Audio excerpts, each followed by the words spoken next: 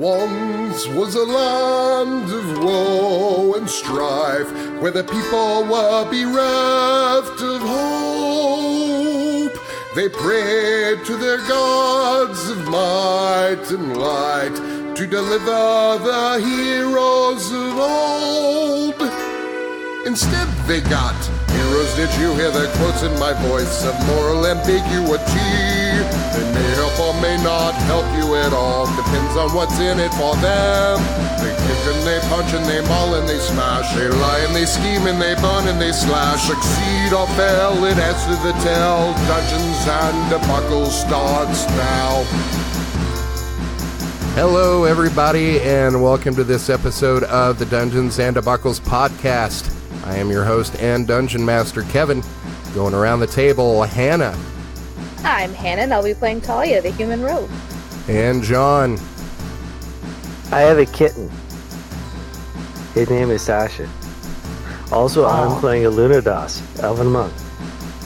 But the more important thing is the kitten. Found him in the parking lot. He's got a messed up tail. Also, I think that Shane and Anna need to reroll their characters because Sasha stole their charisma. Yeah, It's not a pie. They don't get less charisma because the cat took it. And Shane. that's me playing Alexander the Human Bard. And Blake. Hi, I'm Blake, and I'll be playing Juliet, the Dragonborn eldritch knight / wizard. And Anna. Hi, I'm Anna, not to be confused with Hannah. I play a Drow Paladin called Vic'ala, Alean'mtor. Alright, so the last time on Dungeons and Debacles podcast, you recovered the artifact, the Boots of Feydale. From there, you kind of did a, I guess, divvying up episode to decide who was going to get what out of the magical equipment that you found down here. Talia ended up taking the boots and some mithril chain. Some other notable things, I guess Vic got a +2 longsword. Also of note, I guess Juliet got a Wand of the War Mage, so that should come in pretty handy here.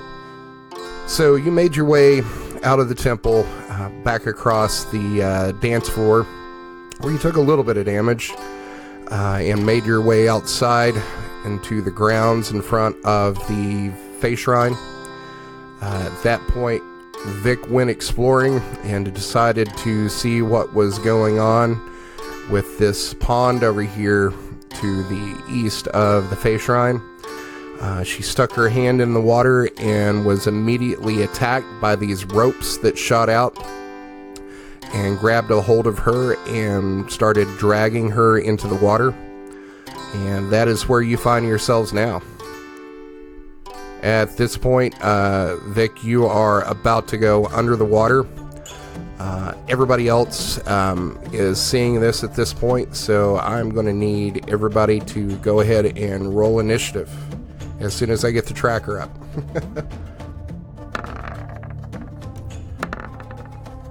12. That was a real bad initiative for me. Did you roll a 0? I don't even think there is a 0 on the dice. No, I rolled a 3.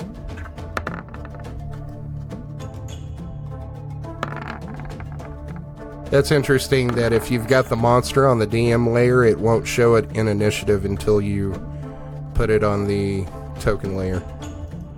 So I can see it, but you can't. Alright, is everybody in initiative? Actually, I'm not. Hold on. Like, I saw myself, but I don't see myself in the throne order anymore. I got a 15. Make sure to click on your token and have it selected before you roll initiative. So click on your token, roll initiative, and then click on it click on the number in the initiative tracker, and you should be able to change it to 15. Oh, right. Let's see. Click on my token. Then I have to click to roll initiative, right? Yep, there you go, you're on there. Change it to 15 and you're good. I can take it 19. No, I'm kidding. How do I... I'm on there? In the initiative order, I just there did you it. go. Alright, first up is Nyfron. So he is going to see this tentacle and you being dragged over and into the water. He's going to run up to the edge of the water. We're going to say that, Vic, that you are probably about right here being pulled into the water, and he is going to try to attack this tentacle and cut it. If I can delete somebody's scribbles off the map. Oh, I think my token is those better are though. awesome. It gonna has do like, it. is it 10? Okay, it's okay. It's probably gonna hard scribble. to, If you're going to scribble, put it on the map layer so it doesn't interfere with tokens when I try to... Oh, how do I I get the don't map think there? we have control over that. Okay. Yeah, I don't think... Yeah, it's okay though. Let me just delete that, make it easier. Just did this. There you go. Oh fuck, I did it myself. Okay, so Nyfron is going to do attack twice with his rapier and then once with his sai to try to cut this this ropey tentacle that's come out of this water. And at this point, that's the only thing that you can see is just the tentacle. And We first can't two- see Nyfron, I don't think. You can't see Nyfron? Yeah, he's right there, right above Vic. See him? Where is he? He's over kinda here by hard the... Oh, he's hidden by the scribbles. Okay, never mind. Oh, I just did Scribble it. should be gone. Yeah. You might have to refresh your page. Maybe. Oh my god, I came in late today. I'm making so many troubles. All I wanted to do is draw a cute octopus. So he attacks this thing, and in the first two strikes hits this thing, and it doesn't look like there's much damage. And then he stabs down with his sai and catches it, and you see most of it tear away, but it's still holding on by a thread. Next up is Luna. It should be me. I'm 15, by the way. Sorry for it's put me really low. And she was deleting her awesome picture that's so much better than your stupid little token. She also deleted her token too. Yeah, sorry for the trouble again. I'm so problematic today. All right, you're up. Okay, I'm gonna go ahead and. Can I get in the water? Can I just try to go to the monster? In the You're water? basically waist deep in this water right now because it grabbed a hold of you and then yanked you to your off your feet and is dragging you into this water. So you are probably up to your waist right now in this water. Can I try to like dive in and go to it? I have Cloak of the Manta, so it's 60 feet in water and I can breathe underwater. Yeah, sure. And I'm gonna go ahead and try hit it twice. Okay, does the cloak give you cancel any disadvantages of being underwater? Because as you enter this water, you start like pulling on this tentacle, trying to guide your way down to whatever's attacking you, and you are under like water now. You're probably down about 8 feet or so until you basically bump up against this thing because it's hard to see because of the kind of lower light as the perpetual like sunset dusk here.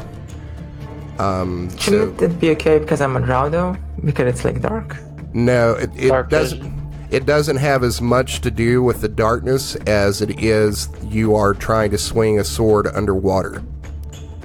Oh, well, that makes sense. Yeah, it makes a lot of sense. So underwater combat is done with disadvantage with melee and ranged weapons. Okay. So I have disadvantage on attacks. Yes. Correct.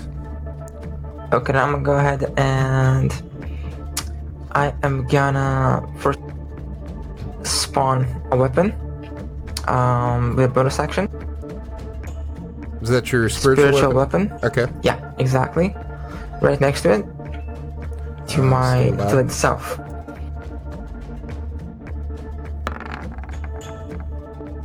Okay, your spear's on there. And that That's is 13 hits. that's gonna miss. And I'm gonna One attack to the twice. south.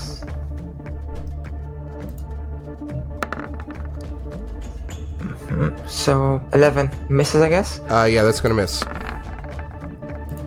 And a 13 again. Rip. That's gonna be all yep. misses. Okay. I'm done with my turn. Okay. Next up is Luna. Okay. I'm gonna click my heels together. 4, 5, 6, 7, 8, 9, 10, 11, 12, 13. Thank you, Ring O Water Breathing. Are you activating And yes. that? Okay, we'll say that's a bonus action. Unless it says it's a free action on the item. I have no idea. Alright, we'll just call that a bonus. And now we just start smacking this guy with the staff. Is that going to be with disadvantage? Yes. All right.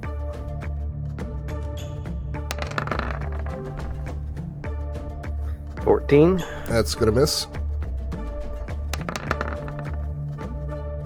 20. That's gonna hit. For 9 damage. And 9. Actually, wait. No, that's a crit fail. What was that for? My last attack. Okay. Roll me a d20. 14. Target laughs at you, taking a -1 to AC and save until your next turn. So your AC and saves are at a -1 disadvantage until your next turn. So you jump in the water and swim down and you start attacking this thing, and then you hit it once, and then you hit it again, but it doesn't do any damage, and it turns, and even in the low light here, you can see these two beady eyes stare at you, and then this large gaping toothy maw open and chomp at you. Is that it for your turn? Yep. Juliet, you're up. Okay. Juliet is going to move up to the water. And can I see this monster at all? Give me a perception check. 8. You see some water thrashing around, but you think it's probably Luno and Vic, and there may be a kind of a dark shape down there, but you're not quite sure.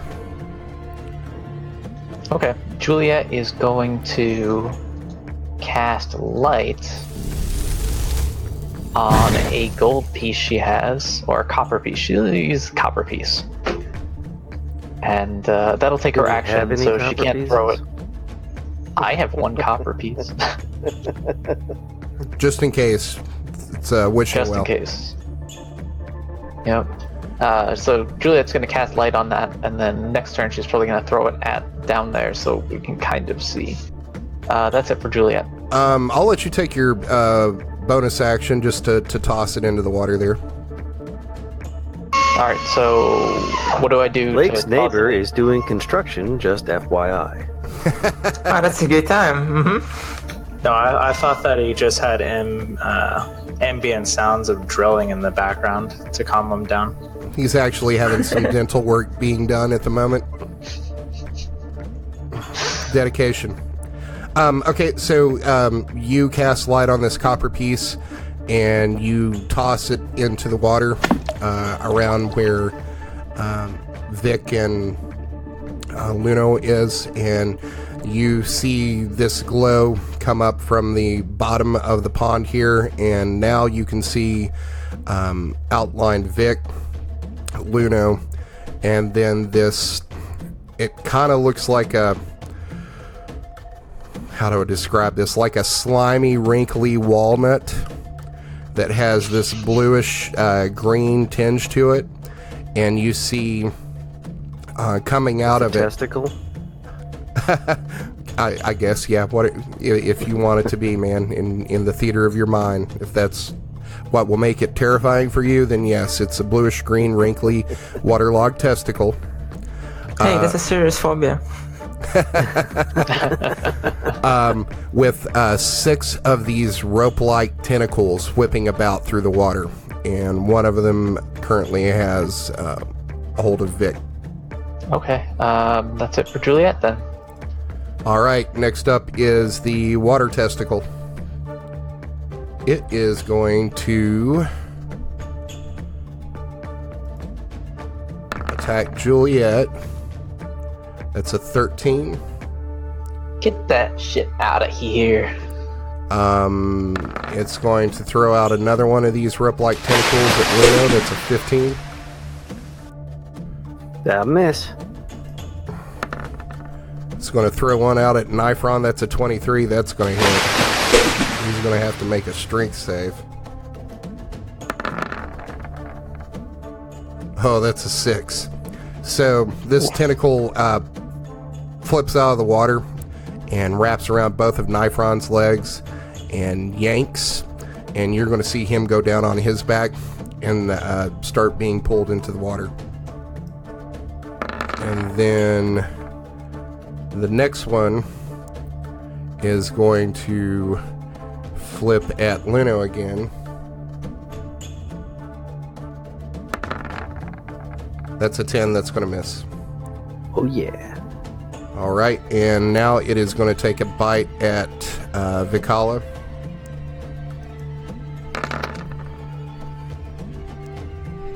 Ooh, that's a crit, 28. I have ebony armor. Adamant armor. You can crit. Okay, but I can still hit you. Yes, that's true. You are going to take... It's Blake's advice, the armor. You're going to take 28 points of damage. Whew. And that is going to end it for the water testicles turn. All right, Alexander. Can we get a token name change to water testicle monster? Sure. Make it more immersive, please. Am I able to see the monster from here? You are not. You can kind of see, because of your angle, like looking down in this pond, and you've got Nyfron and Vic and Luno and this other thing. It's kind of like just like this blended, like, black shape down there that you can't really distinguish which is which. Makes sense. Yeah, so I can use an action to dash, right? Yeah. Dash in my turn. Okay. As you run up to the water, you're now able to distinguish between the shapes here. All right, Talia, you're up. All right, I'm going to use my bonus action to dash up to Nyfron, and then I'm going to take a stab at the water testicle monster. All right, so are you throwing your dagger down into the water? Well, no. If his leg is wrapped up on it, I kind of want to stab the part that is. Oh, you're attacking the his tentacle. legs. Yeah. Yeah. Okay, that hits. And there is an enemy within 5 feet of him, so I'm gonna sneak attack. The enemy is not technically within 5 feet of him. But there is a friend that is within 5 feet of it. Oh, so you're attacking it Luno now and not the tentacle? Yeah. Okay. Well, no, I am attacking the tentacle. How does this work exactly then? The tentacle is basically a reach weapon, so that doesn't actually count as the creature. The creature's 10 feet away from him currently and 15 feet away from you. Okay. Uh-huh. But okay, I see. So I would be attacking the weapon, not the creature. And Right. yet Vic or Luno aren't within 5 feet of it? It is, but if you're attacking the tentacle, that doesn't count. You would have to be attacking the monster. Because the idea of it is you're harrying and distracting the creature while someone else attacks it. which right now it's just there's a tentacle around Nyfron, and it's not even really paying attention to that. It's dealing with the being flanked by Vic and Luna. Right, but sneak attack specifically says you don't need advantage on the attack roll if another enemy of the target is within 5 feet of it. Right, That enemy you're not. isn't, yeah. You're So not technically. okay. You're not technically attacking the creature. You're attacking its tentacle, which isn't. It works as a reach weapon. Now, if you attack the creature itself, then you would get sneak attack. Okay, well, we'll just go with just the... I'm going to try to keep Nyfron from going into the water, because having 2 people dragged under with all of that sounds like a real bad idea. Okay, so 5 points of damage to the tentacle. And have you activated haste? No, I thought I had to be attuned with them, so I wasn't going to use any of the... Otherwise, I would have stood back there and used my bonus action to throw, because I get way more damage that way. Okay. And did you attack Especially with the... your new fancy boots. Yeah, did you attack with your dagger or your short sword? The dagger. Okay, so you get 1 more attack with your offhand. No, because I used a bonus action to dash. Oh, okay. So that ends your turn. Yep. Alright, Nyfron, being dragged into the water, is going to attack this tentacle that's pulling him in. 14, 16, that 22 is going to hit. So he stabs down with the sai again, and is going to do 9 points of damage. So between your dagger and his sai, you're going to see you had stabbed down and probably cut halfway through it, and then he's going to attack that same spot, and you're going to see that rope-like tentacle just spring back from the release of the tension as you cut it, and it snaps away, and this blackish green ichor starts spraying out from it. Gross. He is going to stand up with half his movement and move over here. Alright, next up is Vic. Okay, can I grab the tentacle that's holding on to me and use it as a guide to reach its beady eyes? You no use it as a longer guide have to be more disadvantage. accurate? You Oh are... yeah, wait. There's the light Juliet cast. And also, we're flanking. Okay, so here's what's going to happen. So, you have disadvantage in water combat, which would cancel out the flanking, but with this, is that dim light that comes off of that coin, Juliet? Nope, it is bright light for 20 feet and then dim light for another 20 feet. Okay, so since this is bright light, this is going to cause you disadvantage, so you're back at disadvantage. God damn it, Juliet. What'd I do? You need to make sure it's dim light on me. Okay, let's see. Here we go. 13 is a mess. 8 is a mess.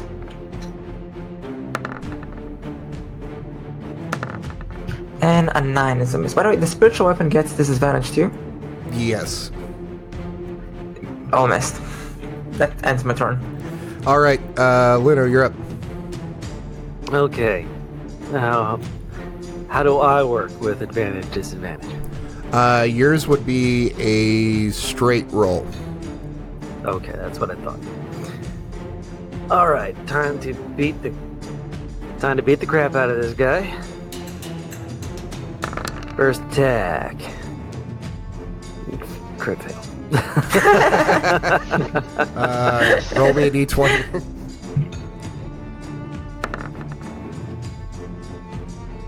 2. I'm shocked. 1, 2, 3. You drop your weapon and must use a move to pick it up, so you drop your staff. Okay. I am now using punches. I think that means, yeah, I'm going to take a -1 to my attacks. Until I get my stats back. Haha! That's a crit. Oh my god. All right, For let's do 11 the- damage. 11 damage. Okay. And a 9 on the crit roll. Such a swing of emotions. That's a 9. You attack. You hit so hard it dazes your opponent until the end of your next turn. Sweet, it's dazed. Alright, and third attack. 13. Oh, that's gonna miss. Alright. Now I'm gonna go ahead. Wait. It's dazed. I have no idea. Alright, so I'm gonna go Daze ahead means and you spend can a thing take for one flurry. action. Okay. I'm gonna spend a point for Flurry of Blows. 12, that's gonna miss. Actually, 11. And 16. Nope. Okay. And that is it for Luno's turn, and I think he... Wait, picking my weapon up, is that a... They'll take What's half it your look movement. like? Okay, I'm gonna go ahead and pick it up now. Alright, Okay. and... I no longer have my -1 to AC and saves, right? Correct. Okay. Alright, that's it for Luno's turn. So you punch this thing, and then you're going to swim down to the bottom of this. And as you swim down, you estimate that the water here is probably about 15 feet deep. So you're able to, with your full movement, get that off the Well, my bottom. full movement, even in water, would be 100 feet down and then back up. So, Oh, do you have 200 feet of movement? 10. Oh wait, no, sorry. 50 feet of movement down and then back up, even at half speed, Okay. because it's a 10 speed plus my boots. Right, and water's considered difficult to terrain, and if you're trying to swim down, unless you got a swim speed, it gets complicated. Okay, then I have no idea. Okay, Juliet, you're up. Alright, we're gonna do what's called the big brain move right here. We're gonna fire magic missile at the monster. The little brain. Upcast that at level 3. Bam, for nice 21 damage. Nice. Booyah. And then Juliet is going to move 3 squares back. 1, 2, 3, to where Alexander couldn't be seen, and that will end her movement and her turn. Okay. So next up is the water monster. It is going to turn and attack Luno and try to chomp him. Good luck. That's a 25. I take back my good luck. That hits. Oh my. That's going to be 21 points of damage. Youch. So it is dazed, so that's all it could do this round. So next up is Alexander. I will. Sorry, I got distracted for a second. I'm gonna shoot the monster with my short bow.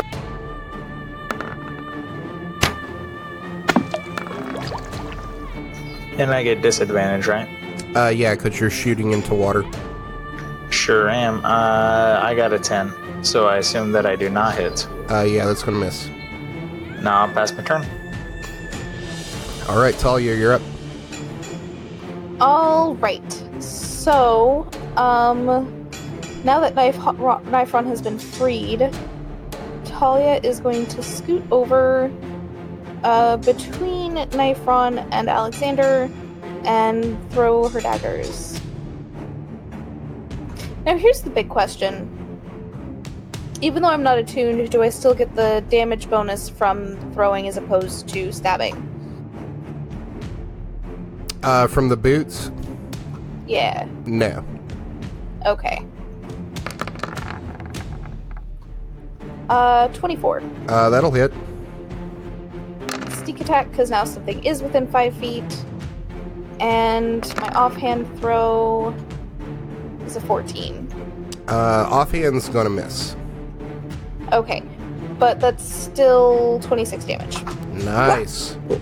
That's insane. What? Rogues, man. That's how they do. Should have picked a rogue. Oh, they get crazy at Needed high tank. levels, and if you like pair it with like a fighter class that gets that second attack at 5th level, like a battle master or something. That's insane. All right, is that it for you, Talia? You want to do anything else? I think that's it. All right, next up is Nyfron. He is going to jump into the water and attack this thing. So he's going to swim down about 5 feet.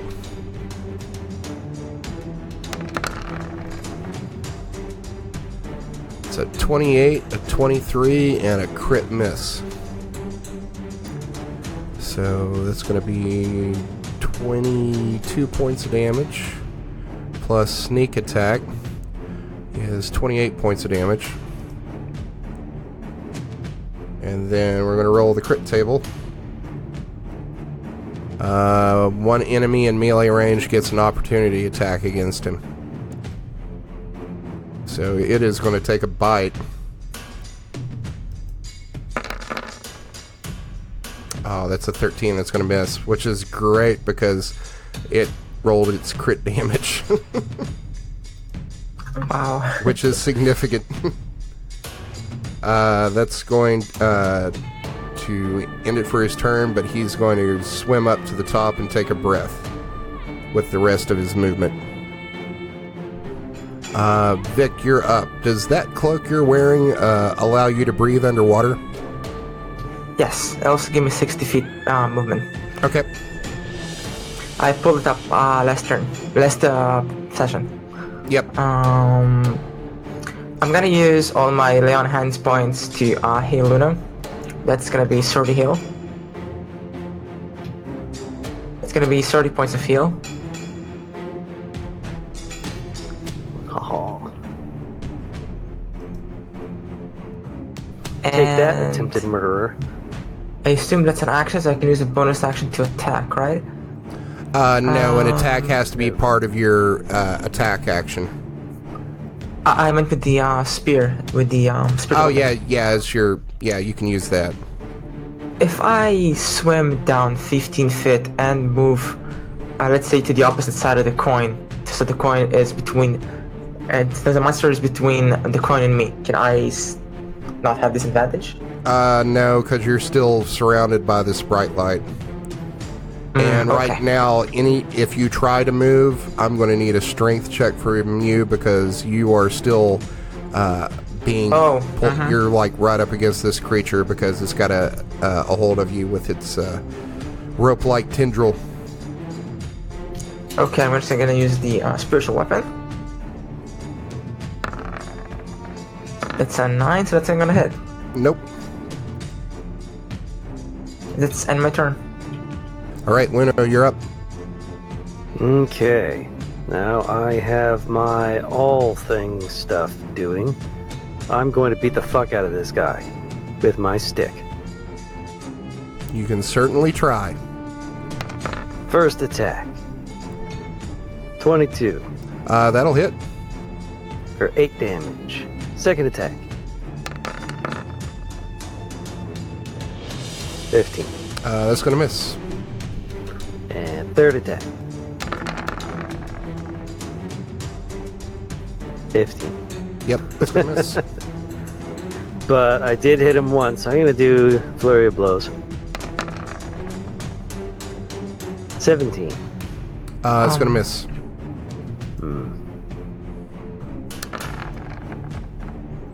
God damn it. Same thing.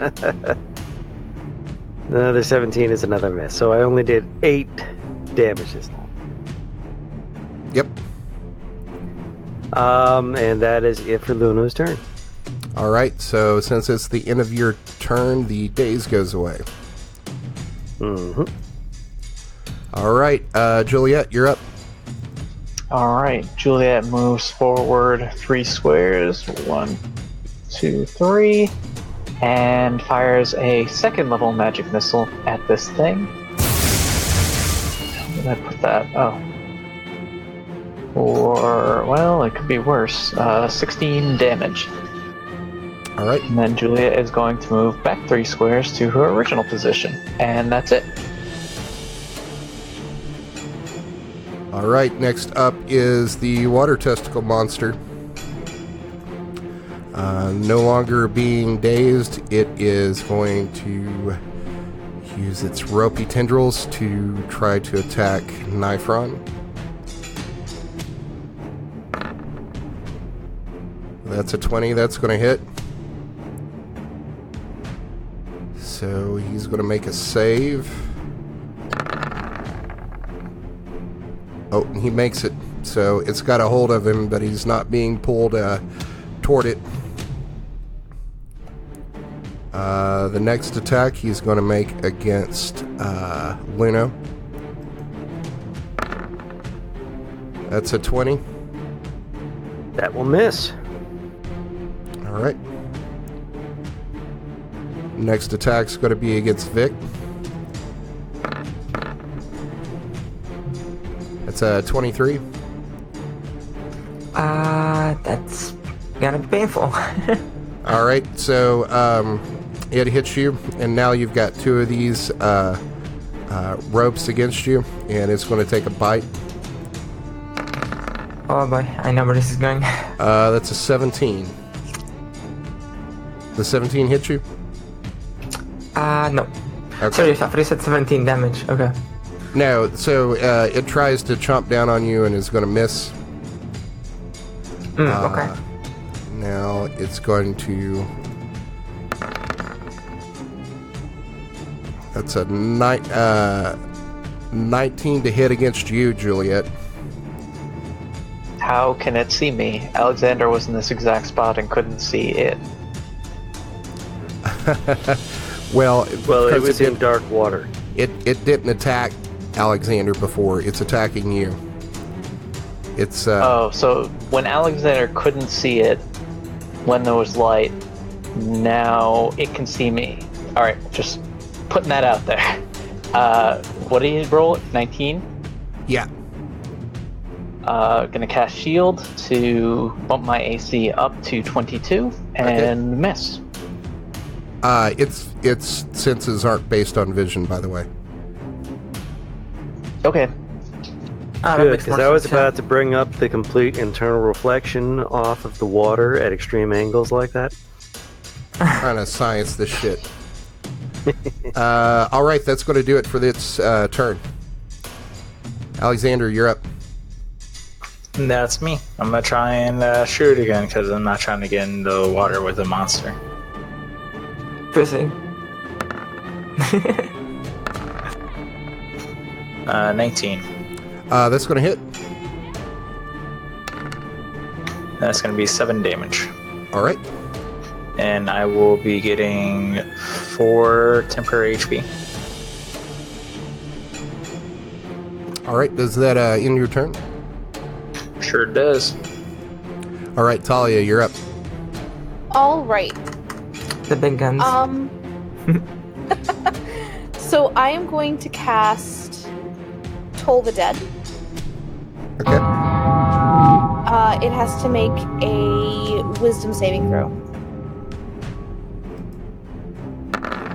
Oh, hold on. Let me click. Testicles have no wisdom. I saw that.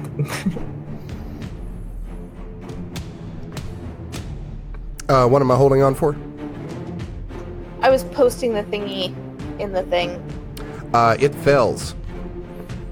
It fails? Yeah, Huzzah! big time. Natural 5. Then it's going to take 2d.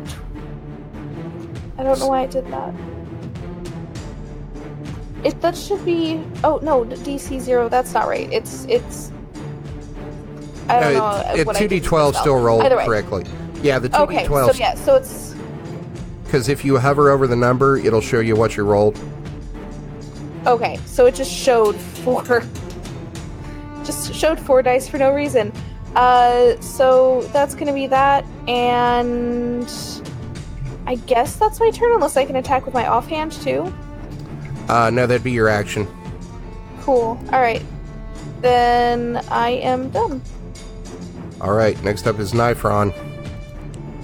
He's going to take a gulp of air and swim down to this thing and try to stab it with his rapiers.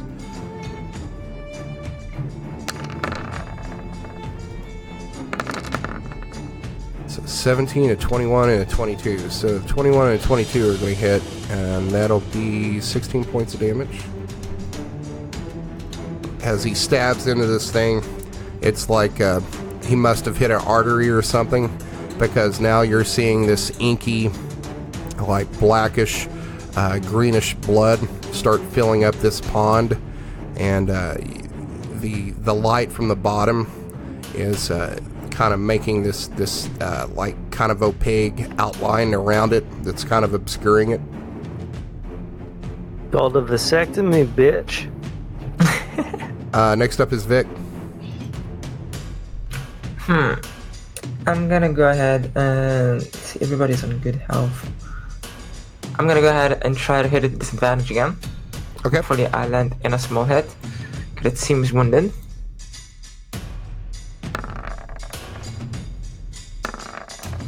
Is a mess. That's a natural 1. Yikes. Roll me a d20. A 19. Take -1 to your AC and saves. Wisdom save ends DC 10. So you'll be able to make that save on your next turn. Okay. Attempt the save. Yeah. Attempt the save. Can I still use the the bonus action? Yeah. Okay, just making sure.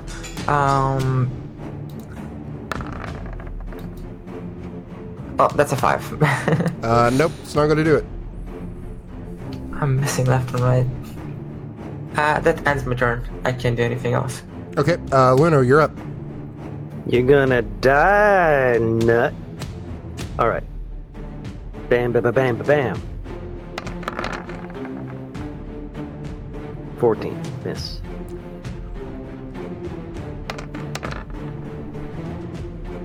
$23. That's going to hit. Alright, for 9 damage. Okay. And a crit Nice. for 16 damage. And a 15 on the crit table. That's target drops weapon and must use a move action, so it has no effect.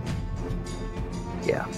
Alright, and now Flurry o' Blows.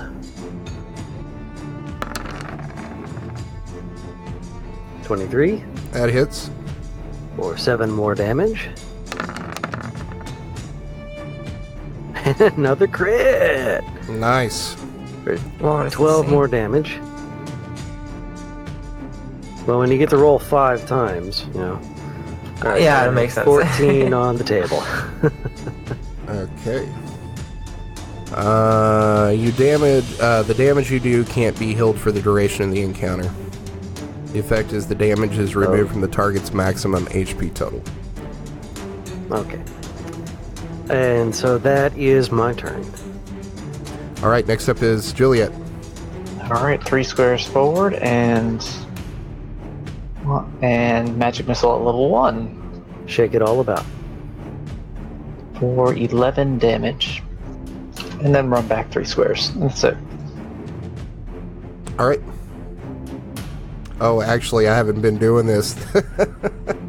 As you run out here and back away, it is going to take an attack of opportunity because you're moving out of its threat range. That's an enormous threat range. Its maximum attack that it has is at 50 feet. Good lord. Is that its actual reach, or is that just one of its attacks? Just one of its attacks. My longbow could have 120 feet, and I mean, I do not have 120 feet of reach. Its reach is 25 feet. Whatever. All right. But it's going to miss anyway. All right. Testicle's turn. It is going to use a rope against Alexander. Ooh, that's a crit. Give me a strength save. With my -1 modifier. 16 if it's not disadvantaged. Nope, you save. So, it wraps around your legs and tries to pull you off your feet and into the water, but you're able to, pull back and resist it. Heck yeah.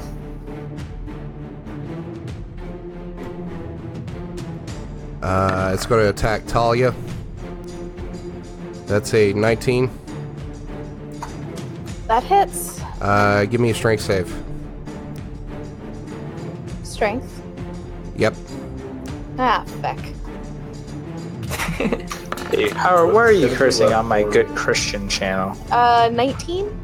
Yeah, so same with you. It grabs a hold of your legs and tries to jerk you off your feet, but you're able to pull back against it and not be dragged into the water. Huzzah! Also, Shane, this is no longer a good Christian channel. This is Sasha's channel. So he says you can swear. That sounds like communist propaganda. No! Okay. Luna, that's a crit against you, so it is going to wrap around your feet. Give me a strength save. I am the best at strength saves. 4. It is going to grab a hold of your feet and reel you to its mouth and take a bite attack against you. It was already doing that. That's a 27. That will hit. You're going to take 29 points of damage. Ow. And it gets one less tendril attack. It's going to take against Vic'ala. That is a 19. That's going to hit, yep. Okay, give me a strength save. Hold on a second. I have a protest to make. Not 20. This thing is a tentacle monster. It should have been attacking Talia the whole time. She's the only schoolgirl here. Inappropriate. Oh, so inappropriate. I mean, it's early access, you know?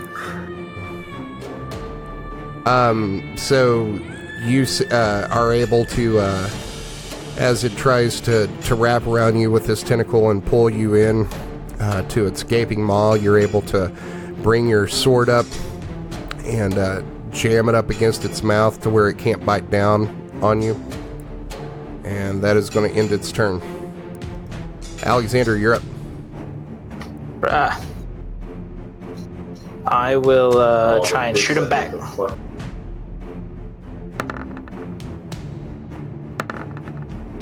Ten. That's going to miss. Pass. Talia, you're up.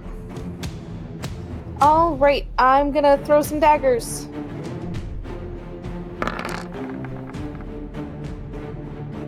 It's a crit.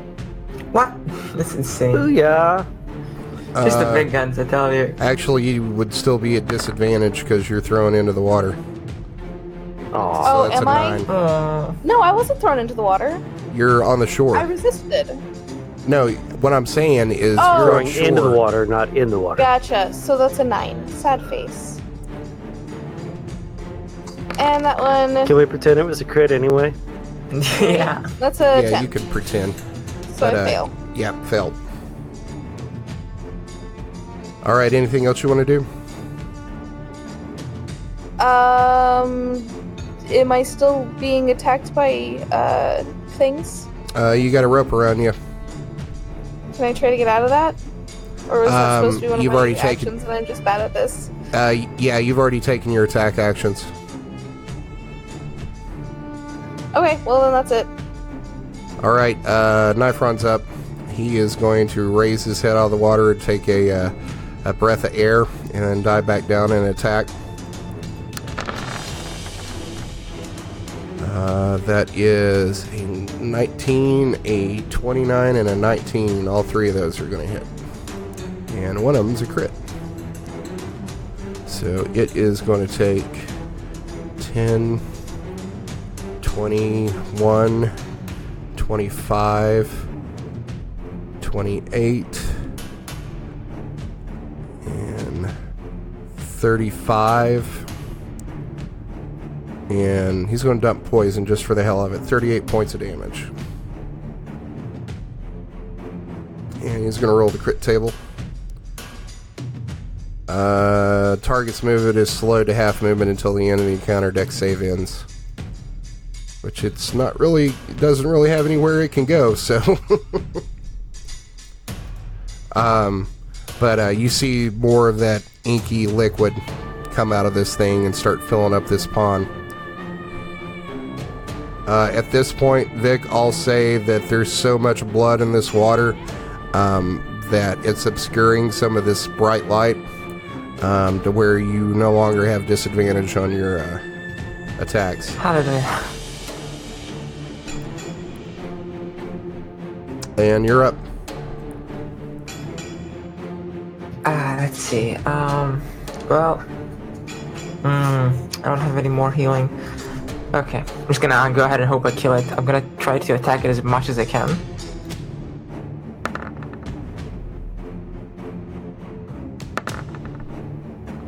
Uh, 21 hits, maybe? Yep, the 21 hits. I'm gonna go ahead and Divine Smite that head. Okay. And I'm gonna go ahead and use that as a max level spell slot. Okay.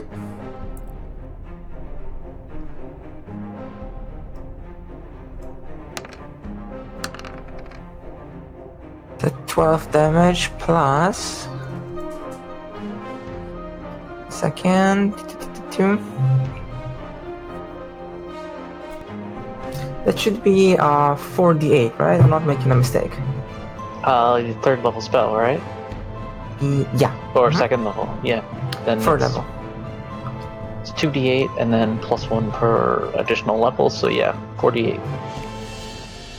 Okay, so that's... Whoa, that's a total of 35 damage. Yikes. So you cleave into this thing and you're going to take off like 3 tentacles. Now I'm gonna go ahead and hit with my spiritual weapon. Okay. Wait, don't you get a second attack? I missed it. Oh. And the spiritual weapon missed too. Okay. So you've cleaved into the side of this thing, and basically you've taken off like half, a quarter of its body, and taken like 3 tentacles with it. Waiting sweet tonight. It is looking really rough. With soy sauce. Luno, you're up. Okay. I'm going to go ahead and spend my action doing Wholeness of Body, which will give me back 21 hit points. Okay.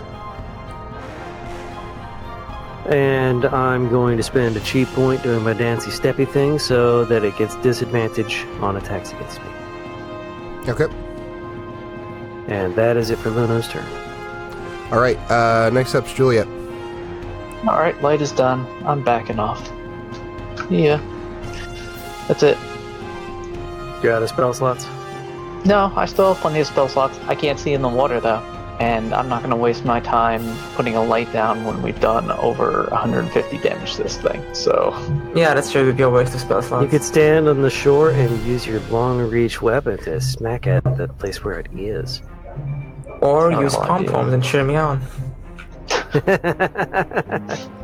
It's always a good thing. It should be given the advantage. Right, Kevin? What's that? If Juliet takes pom-poms and cheer me on, should I get advantage on that? Nah, Like next attack? that help action I don't think would work for that. God damn it. Yeah, okay, well, I don't think this is Pokemon. Is that a code word or something?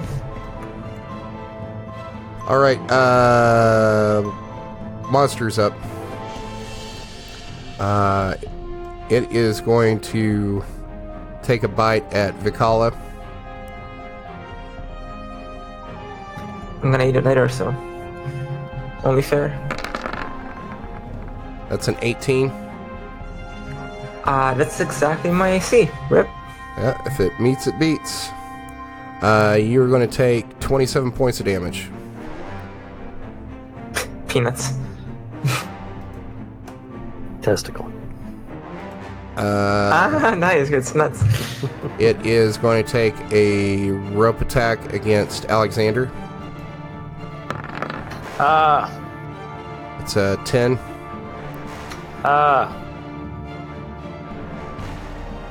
So you no longer have that rope against on you because Vic basically hacked off the side of that monster. So Alexander and Talia would no longer be roped up. Huzzah! And it's going to take a rope attack against you, Talia. That's 11. That's going to miss. So that is the end of its turn.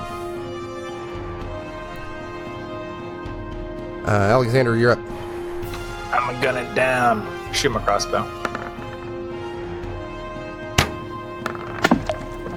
Or be a version 15. of shit. Oh, that sucks. You had a 20. That's going to miss. Yikes, pass. Talia, you're up. I'm gonna cast Toll the Dead again. Okay. Quick question. It's coming up with input value cast at what level? It's a cantrip, but can I cast at a higher level? I think so. I don't know if you can cast cantrips at higher levels. It should already be in there because cantrips level up as your character level goes up. So if it's asking you for level, I don't know why it would ever do that. That's weird. Yeah, Okay. that's set to ask for levels for things. Maybe. Yeah, I don't know why, because they're supposed to be automatically set, but I guess not. It should do like 2d8 or 2d12 at your level, if I recall. I used to play sorcerer a lot, so... Oh, you put this one in manually, didn't you? I think I did. I'll Okay, pull that it from would the be spell why. book after this. So yeah. Yeah, we'll help you. Mhm. Wisdom saving throw against DC 13. Because I cast with intelligence. It's lower than whatever your DC would be. That's a 9. Haha. Okay, so 2d12 for your level. yep, that should be 2d12 still, right? Yeah, that's still 2d12. Okay, So good. 13 damage. Okay, so you see this, necrotic, I guess that's what damage it does, doesn't it? Necrotic? It is. Mhm. So, like this, black smoke, start, wreathing around it, and then you hear this, underwater growl coming from this thing. It is really hurt. Next up's Nyfron.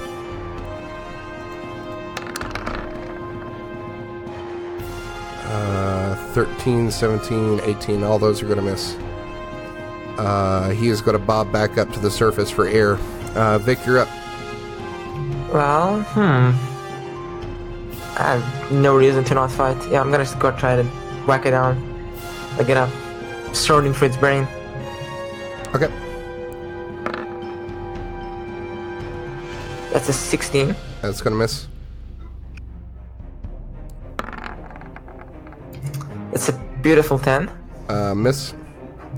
I maybe if I said beautiful, it would let me, but okay. And 14. That's gonna miss too, I guess. Yep. Okay, that's the end of my turn. All right, Luno, you're up. Go get him, Luno. All right. Time to kill this thing, perhaps. Hopefully. Attack, attack, attack. 25. That hits. 8 damage. And 24 for 10 more damage. Okay, let me stop you right there. Okay. So what's it look like when you kill this thing? I jam my quarterstaff into it, and then Vic gently grabs it where it comes out the other side, pulls it through, and hands it back. I you're gently welcome. shake the baker off. Now, is she gonna really hand it back, though? I just push it through. She's polite like that, I think. Oh, okay. She's lawful. And I gently shake it clean in the water. All right. Do I identify what creature that was, by the way? Give me... A wetstickle. This would be a Arcana check, maybe? Can it not be? Actually, it doesn't matter for me. It's all minus. Oh man, that's 6. It looks like a... It's really good. Yeah, it looks like a water walnut that's got a bunch of tentacles coming out of it. Can I call over to Juliet to tell her if she can see what it is? Sure.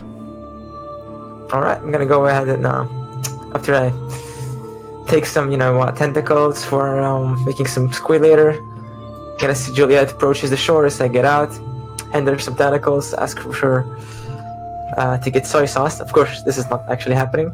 I just approach her and tell her, would you be willing to please, identify this creature? It might be of use if we know what it is, or at least its parts. Let me take a look at that. Oh, in my professional opinion, it is. I don't know if 16 makes it. Yeah, you would kind of recognize this as a creature that you've heard of before, but you've not heard of them, number one, being in the Fey from your limited knowledge of the Fey, and you haven't really heard of them being like aquatic.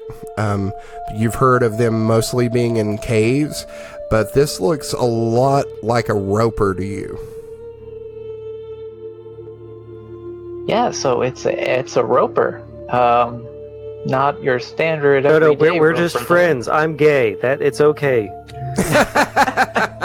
Oh my god, we'll have to do an editor's note for that one. Oh goodness. We're going to meet at the bar in the Fey called the Regal Beagle afterward too.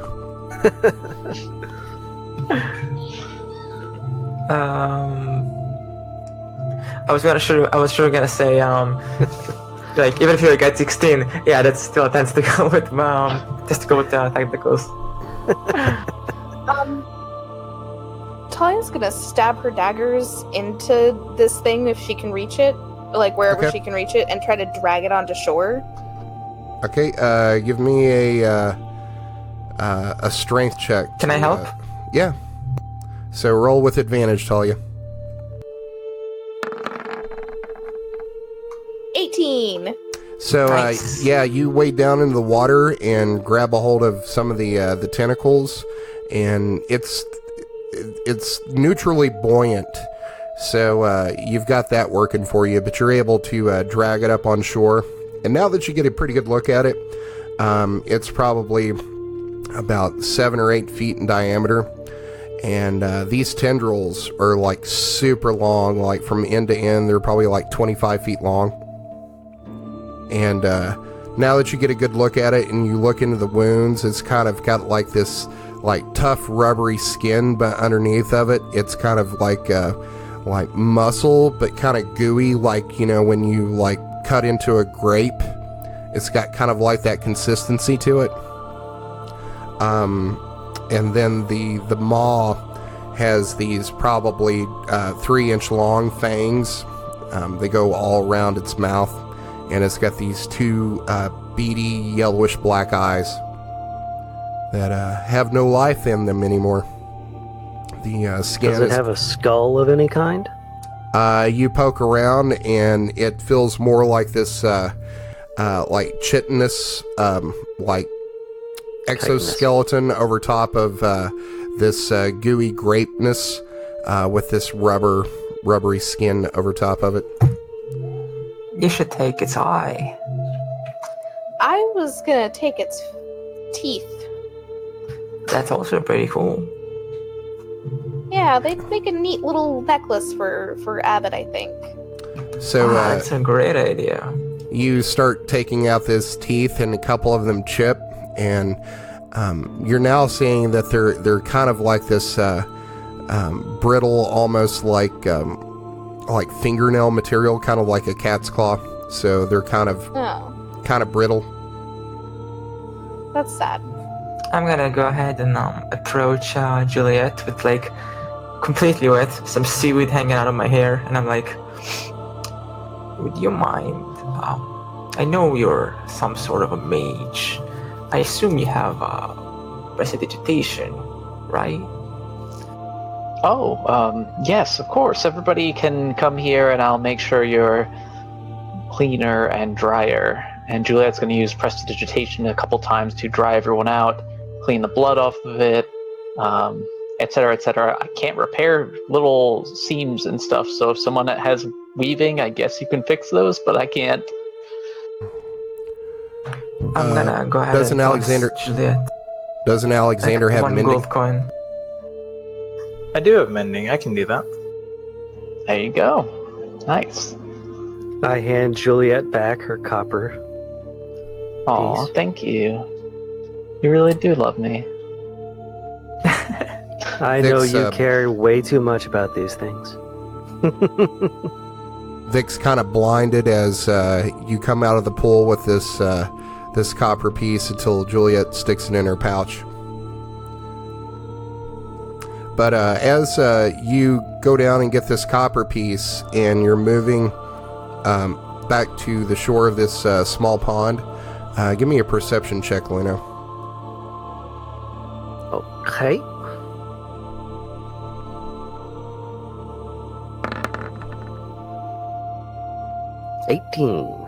All right, so you, as you're swimming up, you look down, and you are going to see multiple bodies at the bottom of this pond. There's a lot of bodies down there, guys. I'll be right back. Skulls with a skull throne.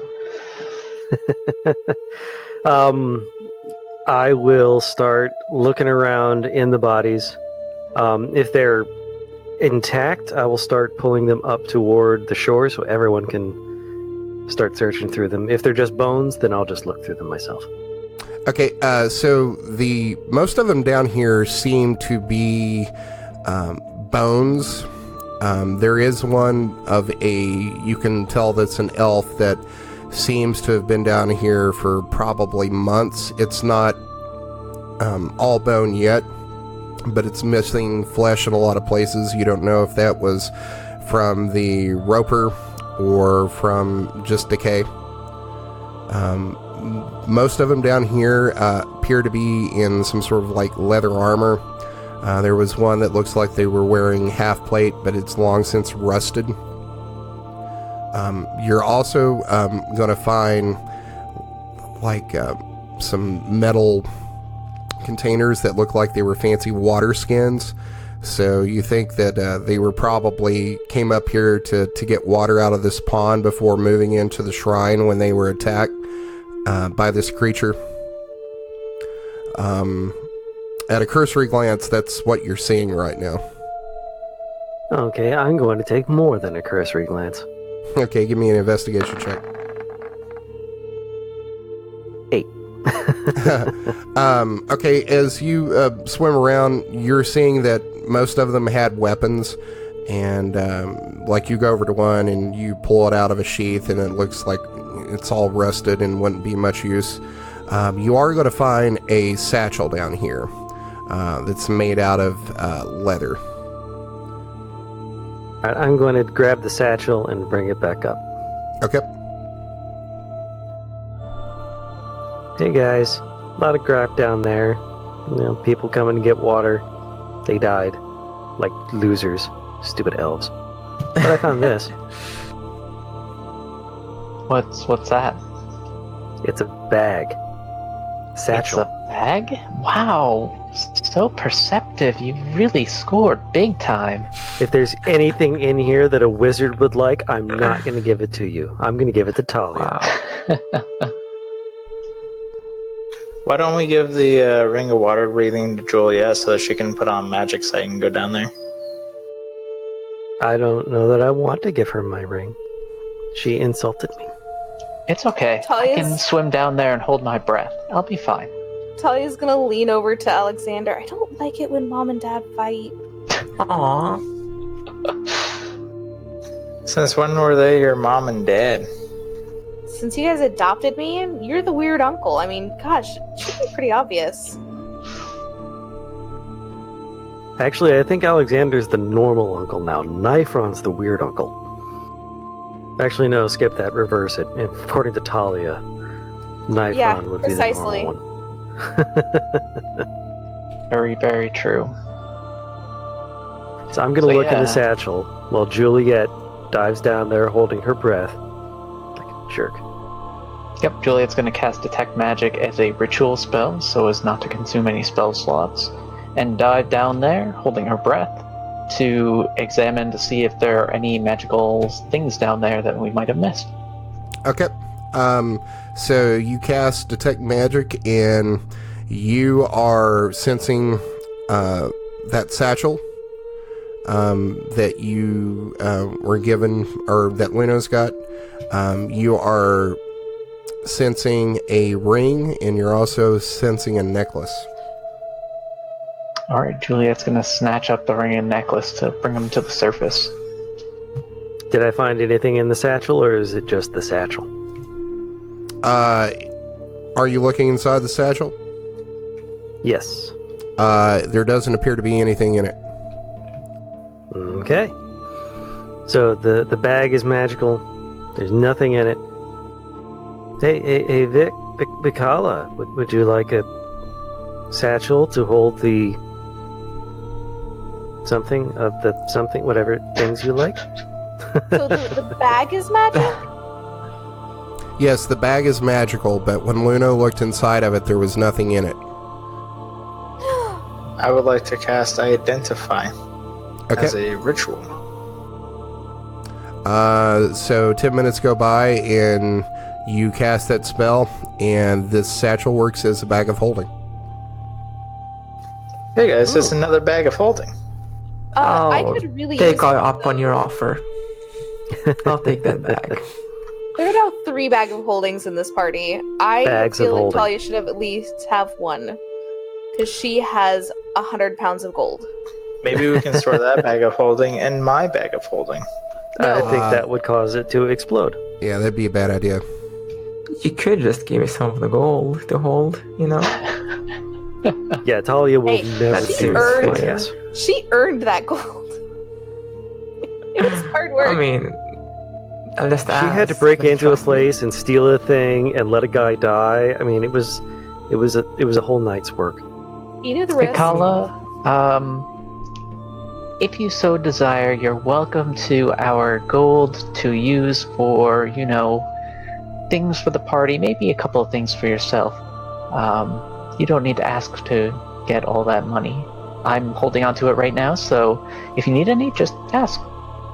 Oh, to be clear, he's holding on to the party's money, not Talia's money. Yeah, Talia's money is separate. We have a holy mission we share. I mean, I just wanted a fancy bag, but if you need it, it's completely okay. I really don't use this sort of things. Give me... Who's got the bag right now? I'm holding it out toward Vic. Give me a... Vic, give me a wisdom... Just a wisdom check. Straight up wisdom. As opposed to sideways wisdom. 17. 22. You would think that it would be unusual that there would be like a bag of holding with nothing in it.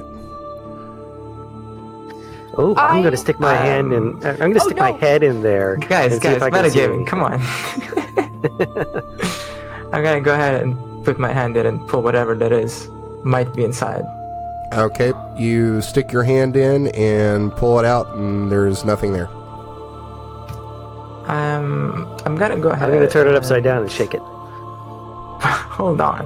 I'm gonna go ahead and take a stone and put it in. Okay. Can I now try to take the stone away? You pull your hand back out, and the stone's there.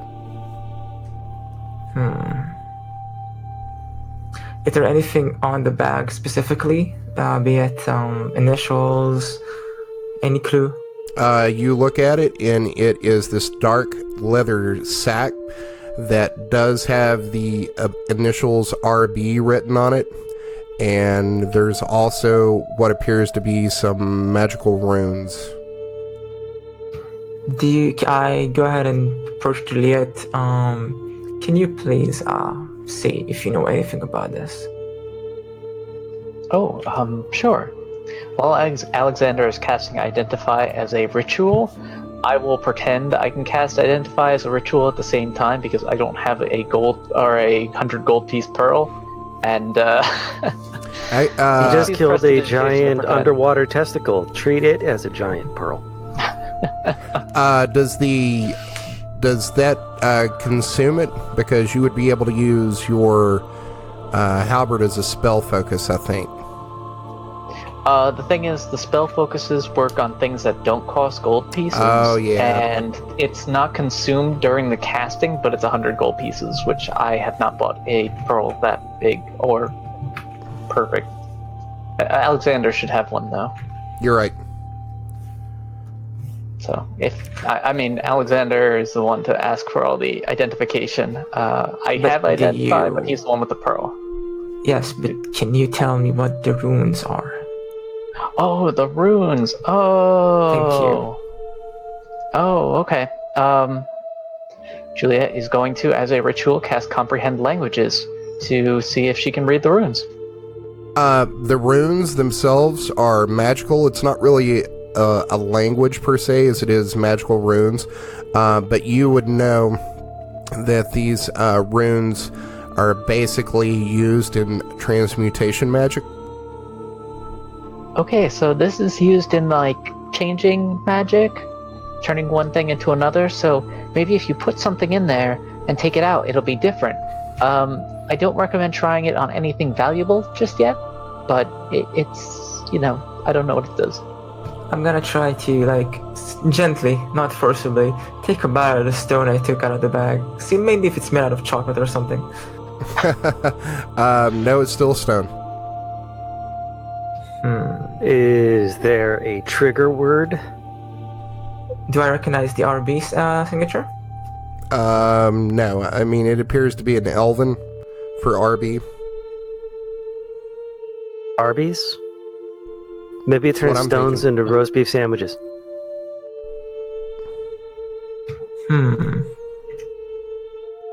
I'm not sure.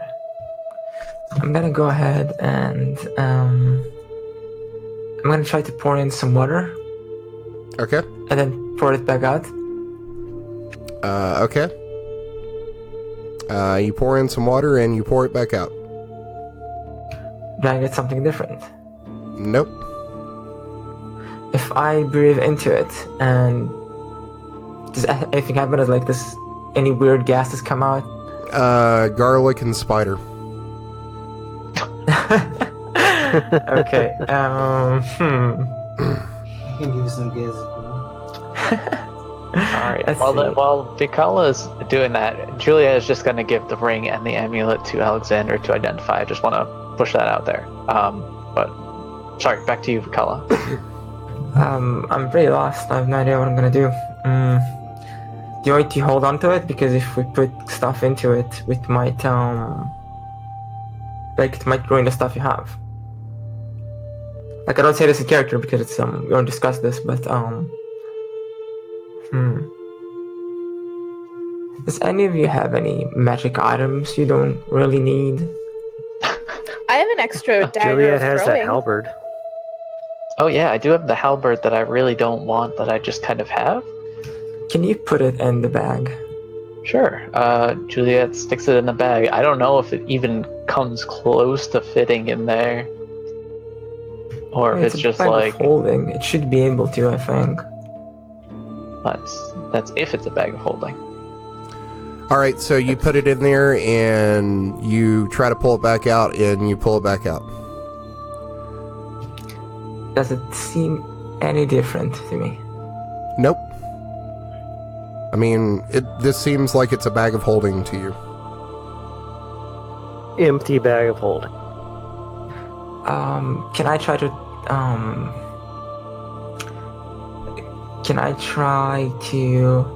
can I say out loud the Elvish initials? Sure. Does it activate anything? Nope. Kevin, you're frustrating me. You're not asking the right questions. I'm not good with riddles, okay? Yeah. So tell him. Can I read the runes? Yeah, they're in Elvish. I know It Elvish says too. RB, and then there's these, like, runic transmutation symbols. RB. Can I activate the runes? How would you do it? With my vast knowledge in arcana. Yeah, that's a dead end. Goddammit. Can I ask Juliet to do it? Do RB sound like initials to anyone? Hey, Juliet, can you, activate the runes somehow? Activate them? That seems kind of dangerous. Wouldn't be a Sure, coward. why not? Good. Alright, so... Juliet is going to try and focus on this bag in some way, shape, or form and kind of magically push it, much like you might magically exert yourself on an attuned item to activate it or whatnot. Okay. I'm sure nothing happens, but... You spend 10 minutes with this and you're starting to get some sort of like a mild headache, but nothing happens. I'm not sure that there's really anything I can do with this magically. Talia, do you have any idea? No? What if it's something that's, we keep assuming that this is some sort of powerful magic item. What if it's someone's coin purse or something and it only holds, gold? Or it's some kind of, you put something in there and, like, say a makeup kit and it provides you with infinite makeup. Or maybe it's filled to the brim with air and you can use it to breathe. I mean, there are a bunch of things this could be, and only Alexander's Identify spell is really going to tell us what it is. I'm gonna go ahead and, if I can have a second, gonna go ahead and after hearing Juliet, I'm gonna just put the bag of holding over Talia, just push her into the water, see if she can breathe. Like, jokingly. Well, she'd be able to breathe for 10 minutes anyway. Talia's just like, what are you doing? She's climbing out of the water, sopping wet. With a tiny Why? smirk. I wanted to check if it works. It's a breathing device. Yeah, from Imagine you can breathe underwater. Yeah, from the time your head was in the bag, you just saw like darkness and like this faint purplish glow on this like almost infinite horizon beyond you. It must have been fun. It's kind of creepy, actually. So much fun. All of the fun. All right, Alexander, you were identifying something? What were you identifying? I identified the bag, didn't I? And you said it was a bag of holding. Right. There was also a necklace and a ring. Mm-hmm. Then I will identify the necklace and ring. Hand them over. I already did. All I'm going right. to say Ginsburg. It's Ruth Bader Ginsburg's bag. RB. I have.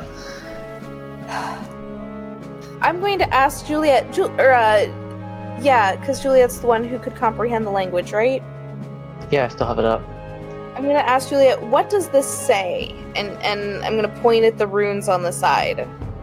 Oh, it's just some sort of magical indicator. It doesn't really mean anything. Yeah, but what does it say? Like, what is the word? Sound it out. I think it's like asking what does an arrowhead say? Or a hazard symbol Okay. for a circle. Keep in mind, Talia has just learned to read, and she doesn't understand the concept of words not actually meaning Yeah, that's something. okay. She's like, yeah, but what does it say? Juliet, give me a Arcana check. Sure. And 11. Wow. Wonderful.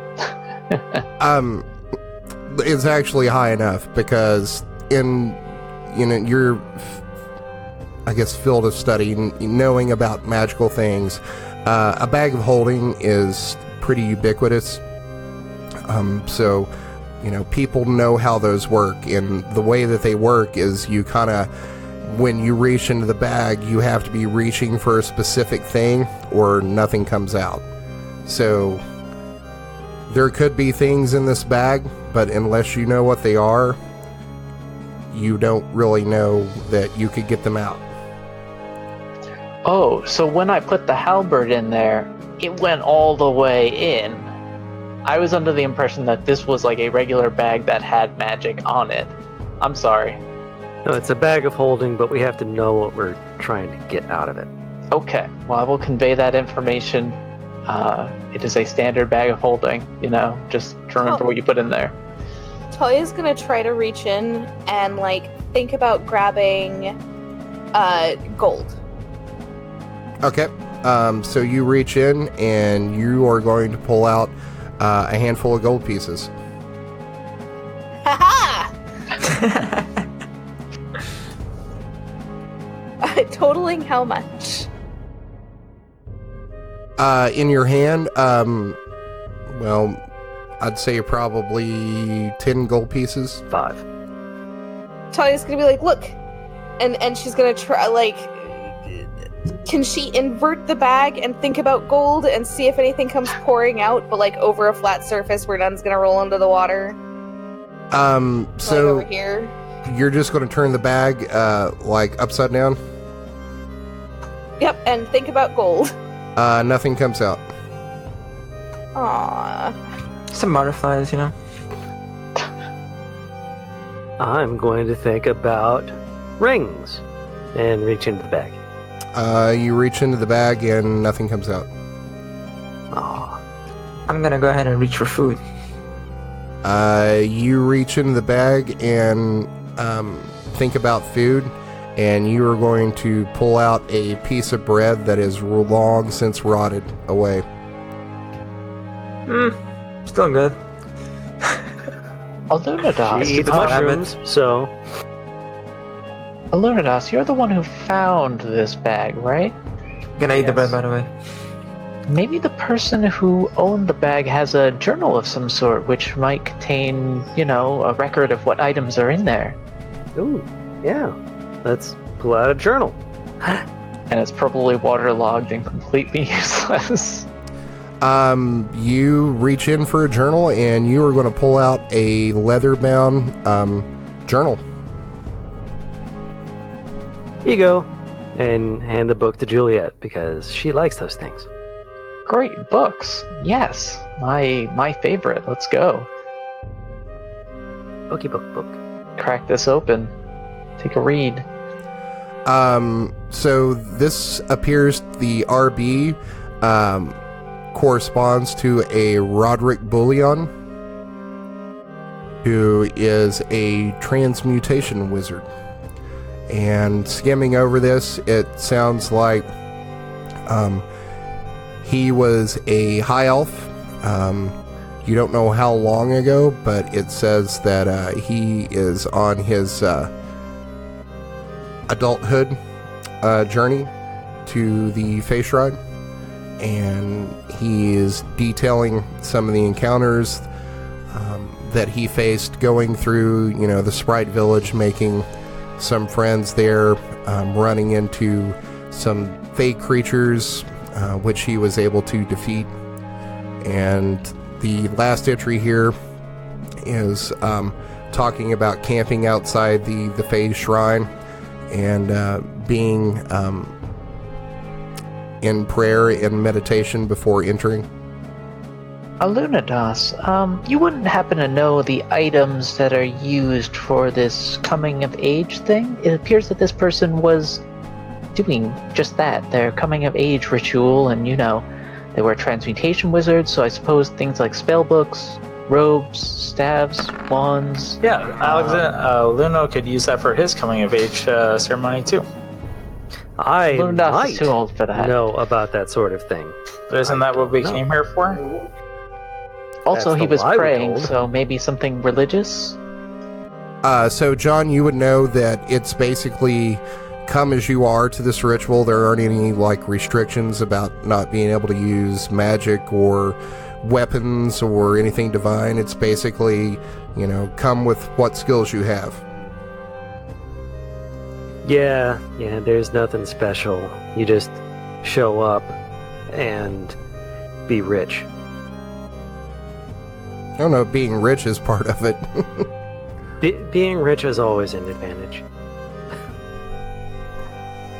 You think wood elves have all sorts of training and classes that will help them with this? No. The high elves can pay for tutors. They go to special classes. They have flashcards. I can see flashcards with fey beasts on them. They're like Basilisk, B, Gorgon, G. Okay, sorry, go ahead. But yeah, so you believe that this satchel here of holding belonged to a transmutation wizard at some point that was coming up here for their ritual. Alright, so I'm going to make a list of things Juliet is going to think about to open up there. I'll put them I'm in going to try and pull out spellbooks. Okay. So you reach in and you think about pulling out a spellbook, and you pull out a spellbook. Here you go, Juliet. Aw, thanks, honey. I'm an elf. Talia's just Not gonna a- smile. So it's just so happy. I'm going to think about the things a wizard would use for writing stuff, quills and inks. So you think about a quill and an ink pot, and you pull out a quill and then a ink pot with, Juliet would recognize it as, fine magical ink for, transcribing, magical spells into spell books and then onto scrolls. I think we know what sort of stuff we can expect to find in here.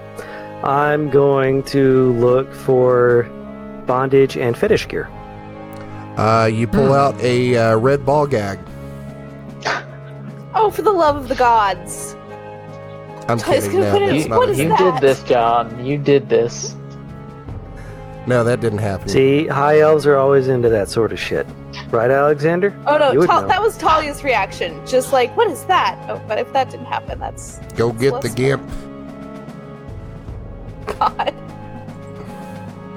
All right, we could sit here all night, like, thinking of things to pull out. So make a list, and maybe next episode we can do them as you rest. Sure. Just gonna think of a wish list for things for Talia that I'm hoping that the bag has. Daggers, quarterstaffs, robes, necklaces, brooches, amulets, spell components. But we'll finish up with Alexander completing the rituals on these 2 items. The ring is a ring of spell storing. Nice. And the amulet is an amulet of resistance to cold. Very nice. Neat. But I think that's probably a pretty good place to end it right there. Maybe stick those items on the inventory sheet, and then we can talk about who's going to get them later. But until then, I think it's probably a pretty good time to wrap up since it's almost 4 o'clock. So we'll just say goodbye to everybody out there in Twitch land, and thanks for watching us, and we will see you next week. Thanks, everyone. Indeed, we will. I have a kitten. I'm pretty sure I've never actually seen an episode of Three's Company. What's Three's How's that Company? possible? I mean, I've been homesick from school, but... But what is Three's Company? Is that just a random sitcom thing? You don't know Yeah, it was a Three's sitcom, Company? a very popular sitcom. John Ritter? Back in the day. There were 3 people living in an apartment, a man and 2 women. And in order for them to get away with that, they had to tell their landlord, Mr. Roper, that the man, Jack, was gay. Otherwise, he wouldn't let them live together. And thus, they constantly got into shenanigans because Mr. Roper thought they were gay, even though he wasn't. And Maybe he was. And the guy playing the supposed gay character was like a huge horn dog and womanizer. Played by John Ritter. And Suzanne wonderful Summers comeback was actor. also on that show. Before she started doing the African commercials. Yep. That was her, right? Yeah, that was her. Or no, that was Also Sally from- Struthers. Sally Struthers from what was the show? All in the Family. Suzanne Summers did the Thigh Master. There we go. There was also a brunette, but... Joyce DeWitt. I'm trying to remember who the woman was that took Suzanne Summers' place. Terry something that was the nurse. Jenna Lee Harrison. Sure. Priscilla Barnes played Terry Alden. Thanks for listening to another episode of the Dungeons and Debacles podcast. If I could ask a halfling-sized favor, give us a 5-star rating and review on iTunes. It's the best way to support us. New episodes come out every Monday, so make sure to check your podcast app. Do you have an idea to make the podcast better? Tell us about it on Twitter or Facebook. You can also check out our website to see all the maps, lore, and characters at dungeonsanddebacklespodcast.com. And now a word from our fantasy sponsor. I'm Matt Cedric of Matt Cedric's Discount Goods and Adventurers Emporium. Is your cleric a creep? Is your druid a drag? Try our healing potions. They put pep in your step and get you back in the fight. A healing potion will never try to convert you to a god or get into a moral debate with you. Just drink it and feel better about the decisions that led you to your current situation. Try our new flavors exclusive to Matt Cedric's Discount Goods and Adventurers Emporium. Berry Blitz, Melon Melee, and Arctic Chill. Side effects may include delusions of grandeur, increased risk of infection, drowsiness, impotence, red ache, and bloody stool. Ask your cleric if healing potions are right for you. My prices are so low, I'm practically giving this stuff away. How do I do it? Don't worry about it. Come on in to Matt Cedric's Discount Goods and Adventurers Emporium. We have convenient locations in a city near you. Just talk to the town guard for directions. Matt Cedric's Discount Goods and Adventurers Emporium, where the only thing matter than me is the savings. Matt Cedric's got the deals. You know, I'm pretty sure I've never actually seen an episode of Three's Company. What's Three's How's that Company? possible? I mean, I've been homesick from school, but But what is Three's Company? Is that just a random sitcom thing? You don't know yeah, it was a Three's sitcom, Company? a very popular sitcom John Ritter? back in the day. There were 3 people living in an apartment, a man and 2 women. And in order for them to get away with that, they had to tell their landlord, Mr. Roper, that the man, Jack, was gay. Otherwise, he wouldn't let them live together. And thus, they constantly got into shenanigans because Mr. Roper thought they were gay, even though he wasn't. And Maybe he was. And the guy playing the supposed gay character was like a huge horn dog and womanizer. Played by John Ritter. And Wonderful, Suzanne Summers wonderful comeback was actor. also on that show. Mm-hmm. Before she started doing the African commercials. Yep. That was her, right? Yeah, that was her. Or no, that was Also Sally from- Struthers. Mm. Sally Struthers from what was the show? All in the Family. Suzanne Summers did the Thigh Master. There we go. There was also a brunette, but Joyce DeWitt. I'm trying to remember who the woman was that took Suzanne Summers' place. Terry something that was the nurse. Jenna Lee Harrison. Sure. Priscilla Barnes played Terry Alden. The music you heard on this episode was River of Io, Crossing the Chasm, 5 Armies, Serpentine Trek, and Private Reflection by Kevin MacLeod and Incompetech.com. Licensed under Creative Commons by Attribution 3.0 license. CreativeCommons.org/licenses/by/3.0.